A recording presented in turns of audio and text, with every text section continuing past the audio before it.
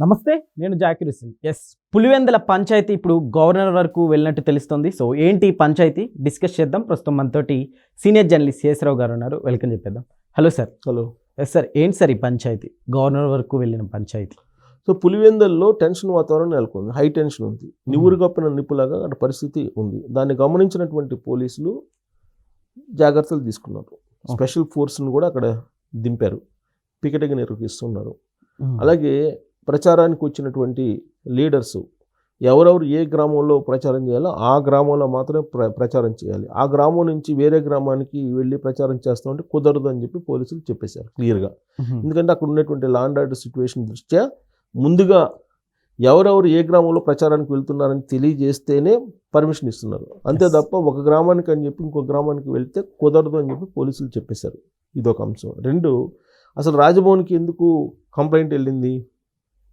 అక్కడ వైఎస్ఆర్ కాంగ్రెస్ పార్టీ వాళ్ళు రాజ్భవన్కి వెళ్ళి తెలుగుదేశం పార్టీ వాళ్ళు ఎలక్షన్ చేయనీయట్లేదు, అక్కడ ప్రచారం చేయనీయట్లేదు, అక్కడ కిడ్నాపులు చేస్తున్నారు, లేదంటే అరాచకాలు చేస్తున్నారు అనేటువంటి కంప్లైంట్స్ గవర్నర్ దగ్గరికి ఇవ్వడానికి అవినాష్ రెడ్డి గారు అనే టీం వెళ్ళారు. కానీ అక్కడ జరిగింది ఏంటి? యాక్చువల్గా వేల్పుల అనేటువంటి గ్రామంలో నాగేంద్ర అనేటువంటి అతను వైఎస్ఆర్ కాంగ్రెస్ పార్టీ అతను తెలుగుదేశం పార్టీలో చేరాడు. ఓకే. తెలుగుదేశం పార్టీ తరఫు నుంచి ప్రచారం చేస్తున్నాడు ఆయన. ఈ నాగేంద్ర పార్టీ మారాడని చెప్పేసి అతన్ని బెదిరించడానికి ఎమ్మెల్సీ రమేష్ యాదవ్ అలాగే ఇంకొక అతను ఇద్దరు కలిసి వైఎస్ఆర్ కాంగ్రెస్ పార్టీ వాళ్ళు ఆయన ఇంటికి వెళ్ళి ఆయన్ని బెదిరించారు. దాంతో గొడవ అయింది. గొడవ అయినప్పుడు ఎవరు ఇంటికి పోయి బెదిరించారో వాళ్ళ మీద కేసులు పెడతారు. ఇప్పుడు వాళ్ళు వెళ్ళినప్పుడు బెదిరించడానికి వెళ్ళినప్పుడు అడ్డగిస్తారు కదా అవతల పార్టీ వాళ్ళు. అడ్డగిచ్చినప్పుడు సో ఇరు వర్గాల మీద కేసులు పెట్టాలి, మా మీదనే పెట్టాడు అని చెప్పి ఇప్పుడు వైఎస్ఆర్ కాంగ్రెస్ పార్టీ వాళ్ళు చెప్తున్నారు. నాగేంద్ర అని అతను పార్టీ మారాడు, ఎందుకు మారావు అని చెప్పి అతన్ని నిలదీయడానికి అతన్ని బెదిరించడానికి వీళ్ళు వెళ్ళినప్పుడు రమేష్ యాదవ్ అండ్ టీం వెళ్ళినప్పుడు ఎవరైతే వెళ్ళారో వాళ్ళ మీద కేసులు పెట్టారు. కానీ వీళ్ళు అక్కడికి వెళ్ళినప్పుడు తెలుగుదేశం పార్టీ వాళ్ళు కొట్టారు మమ్మల్ని అని చెప్పి వాళ్ళు ఉల్టా కేసు పెడితే వాళ్ళ మీద కేసులు పెట్టకుండా మా మీద కేసులు పెట్టారు అని చెప్పి ఒక ఆరోపణ చేస్తూ అక్కడ వైఎస్ఆర్ కాంగ్రెస్ పార్టీ వాళ్ళ మీద దౌర్జన్యాలు చేస్తున్నారు, దాడులు చేస్తున్నారు, ఎలక్షన్ ప్రచారం చేసుకోనివ్వట్లేదు అనేటువంటి కంప్లైంట్ని గవర్నర్ దగ్గరికి తీసుకొచ్చారు. ఓకే. గవర్నర్ దగ్గర రాజ్భవన్లో అవినాష్ రెడ్డి గారు వాళ్ళు కంప్లైంట్ చేశారు. సో సాధారణంగా ఎన్నికల సమయంలో ఇలాంటి కంప్లైంట్లు చేస్తున్నారు అని అంటే ఇండైరెక్ట్గా వాళ్ళకి ఓటమి భయం పట్టుకుంది అని చెప్పి భావించడానికి అవకాశాలు ఉన్నాయి. ఎందుకంటే మనం గెలిచే వాళ్ళు వాళ్ళ పని వాళ్ళు చేసుకొని పోతూ ఉంటారు. కానీ ఓడిపోయేటువంటి వాళ్ళు ఓడిపోతాము అనేటువంటి అనుమానం వచ్చినటువంటి వాళ్ళు ఓటమికి కారణాలు ఎత్తుక్కుంటూ ఉంటారు ఎలక్షన్ ముందు నుంచే. ఓకే. మనం 2024 ఎన్నికల్లో కూడా అదే జగన్మోహన్ రెడ్డి గారు ఎన్నికలకు ముందే కొన్ని సంకేతాలు ఇచ్చేశారు ఓటమికి సంబంధించి. చంద్రబాబు నాయుడు గారు నేను పలావ్ వెళ్తుంటే నేను బిర్యానీ వెళ్తానని చెప్పేసి మోసం చేస్తున్నాడని చెప్పి అప్పుడే చెప్పాడు ఆయన. ఓకే. అంటే దాని అర్థమైంది ప్రజలందరూ చంద్రబాబు నాయుడు వైపు ఉన్నారనేది ఆయనకు అర్థమైపోయింది.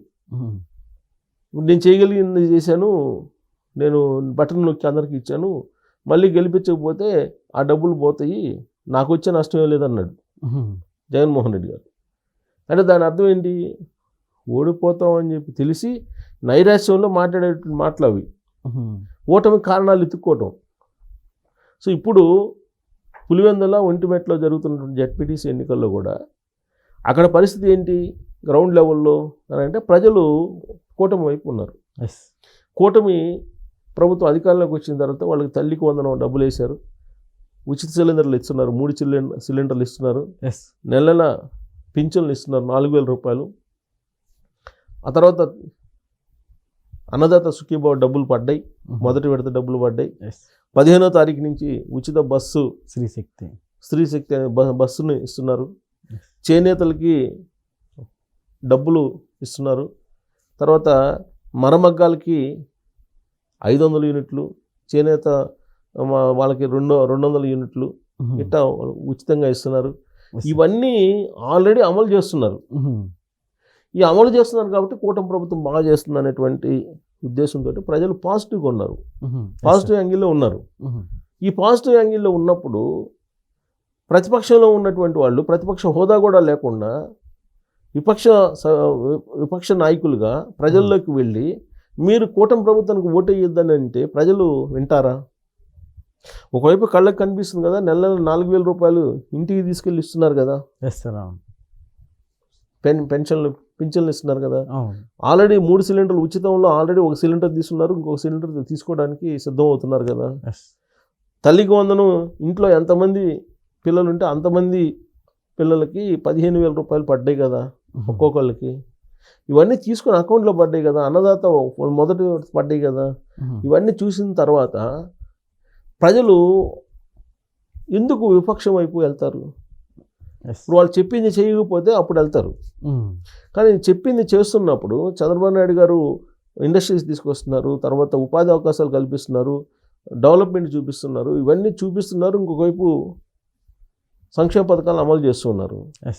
మరి ఇలాంటప్పుడు ఓటర్ అనే వాళ్ళు ఎందుకు స్థానిక సంస్థల ఎన్నికల్లో బై ఎలక్షన్లు అది కూడా అవుట్ వైపు వెళ్తారు, విపక్షం వైపు ఎందుకు చూపిస్తారు? పైగా అధికారంలో ఉన్నటువంటి పార్టీ ఇప్పుడు రాబోయే రోజుల్లో కూడా ఇంకా చేస్తుంది. ఇప్పుడు 10 పార్టీలు జనరల్గా ఏంటంటే అధికారంలో ఉన్నటువంటి పార్టీకే లోకల్ బాడీ సంబంధించినటువంటివి అనుకూలంగా ఉంటాయి. ఇప్పుడు గతంలో వైఎస్ఆర్ కాంగ్రెస్ పార్టీ అధికారంలో ఉన్నప్పుడు జరిగినటువంటి ఎన్నికల్లో మొత్తం 52 ఏమో జడ్పీటీసీలు ఉంటే అక్కడ వీటిలో 49 ఏకగ్రీవంగా చేసుకున్నారు, 49 ఏకగ్రీవంగా గెలుచుకున్నారు.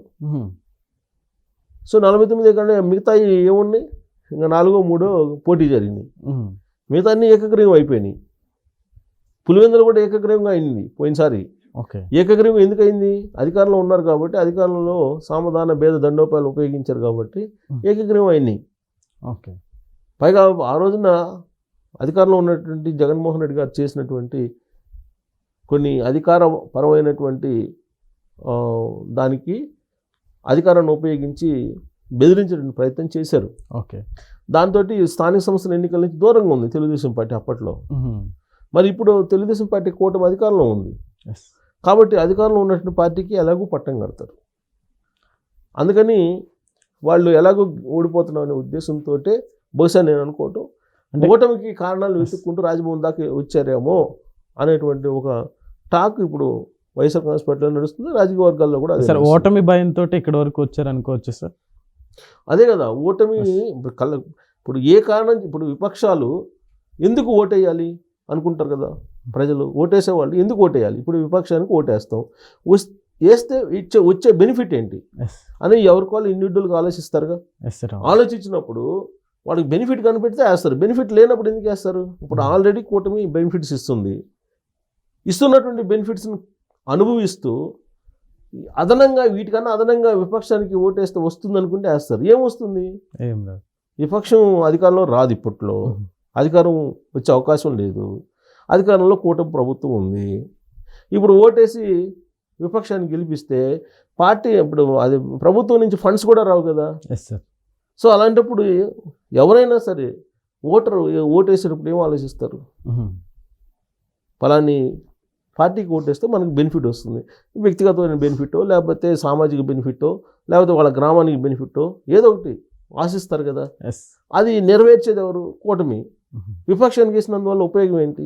ఈ యాంగిల్లో పబ్లిక్ ఆలోచిస్తున్నప్పుడు పైగా ఇంకొక వైపు వివేకానంద రెడ్డి గారి మర్డర్ కేసు, రాజారెడ్డి గారి మర్డర్ కేసులో ఉన్నటువంటి నిందితులు వచ్చి ఓటేయమంటే ఎందుకు వేయాలి అనేది ఆలోచిస్తారు కదా. సో ఇవన్నీ గమనించిన తర్వాత ఓటమికి కారణాలు ఏంటి అని అంటే ఫ్రీ అండ్ ఫెయిర్ ఎలక్షన్ జరగలేదు, తెలుగుదేశం పార్టీ కూటమి అరాచకాలు చేసింది అనేది ఎలివేట్ చేయాలి. ఆ ప్రయత్నం చేయడానికి ఇప్పుడు రాజ్భవన్కి వచ్చి కంప్లైంట్ చేశారు అని చెప్పి అనుకోవచ్చు. లేదంటే ఒక జడ్పీటీసీ ఎన్నిక రాజ్భవన్కి వచ్చి కంప్లైంట్ చేయాల్సిన అవసరం ఉంది. సో అందుకే ఇవన్నీ గమనించిన తర్వాత అక్కడ ఉండేటువంటి ఎస్పీ అశోక్ కుమార్ గారు, కడప ఎస్పీ, ఆయన రివ్యూ మీటింగ్ పెట్టుకొని కొన్ని రిస్ట్రిక్షన్స్ పెట్టారు. 12వ తారీఖు ఎలక్షన్స్కి, 14వ తారీఖు కౌంటింగ్. సో 12వ తారీఖు ఎలక్షన్కి ఒంటిమిట్ట అలాగే పులివెందుల ఎలక్షన్కి సంబంధించి పకడ్బందీ ఏర్పాట్లు చేస్తూ అక్కడ సాయుధ బలగాల్ని కూడా దించి అక్కడ ప్రశాంతమైన వాతావరణంలో ఎన్నికలు జరిపేటువంటి ప్రయత్నం చేస్తున్నారు. సో ఎలక్షన్ కమిషన్ ఎలక్షన్ నిర్వహిస్తుంది, ప్రభుత్వం ఏముంటుంది అక్కడ? ఎలక్షన్ కమిషన్ కదా నిర్వహించేది. సో కాకపోతే ప్రజల్ని ఫ్రీ అండ్ ఫెయిర్ ఎలక్షన్ నిర్వహించగలిగితే వాళ్ళు వచ్చి వాళ్ళ విచక్షణ తగ్గట్టు ఓట్లు వేస్తారు. అలాంటి వాతావరణం కావాలి అని చెప్పి అనుకుంటున్నారు. కానీ అలాంటి వాతావరణం లేదని చెప్పి రాజ్భవన్కి వచ్చి గవర్నర్ గారికి కంప్లైంట్ చేసింది వైఎస్ఆర్ కాంగ్రెస్ పార్టీ. అంటే ఓటమిని ముందుగానే బహుశా అంగీకరించిందేమో, దానికి అన్వేషిస్తుందేమో అనిపిస్తుంది. ఓకే.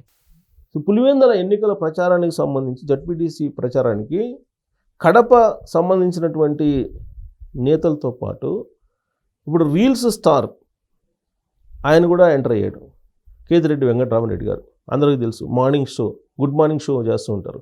ఆయన కూడా పులివెందులు వెళ్ళి జడ్పీ అభ్యర్థికి, వైఎస్ఆర్ కాంగ్రెస్ పార్టీ అభ్యర్థికి మద్దతు పలుకుతూ ఆయన ప్రచారం చేశారు. అంటే ఎంత ప్రతిష్టాత్మకంగా వైఎస్ఆర్ కాంగ్రెస్ పార్టీ వాళ్ళు ఈ ఎన్నికలను తీసుకున్నారో అర్థమవుతుంది.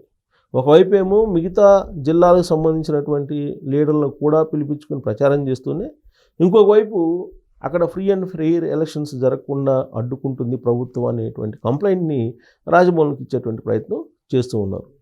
అంటే రాబోయేటువంటి 12వ తారీఖు పోలింగ్ ఏదో జరగబోతుంది అనేటువంటి ఒక భయానకమైనటువంటి వాతావరణాన్ని క్రియేట్ చేసేటువంటి ప్రయత్నం జరుగుతుందా అనేటువంటి భావన ప్రజల్లో కలుగుతుంది. సో రీల్స్ స్టార్గా పేరున్నటువంటి, గుడ్ మార్నింగ్ స్టార్గా పేరున్నటువంటి కేతిరెడ్డి వెంకటరామరెడ్డి గారు కూడా అక్కడికి వెళ్ళారు అని అంటే వైఎస్ఆర్ కాంగ్రెస్ పార్టీ కీలకమైనటువంటి టీం అంతా అక్కడే పనిచేస్తుంది.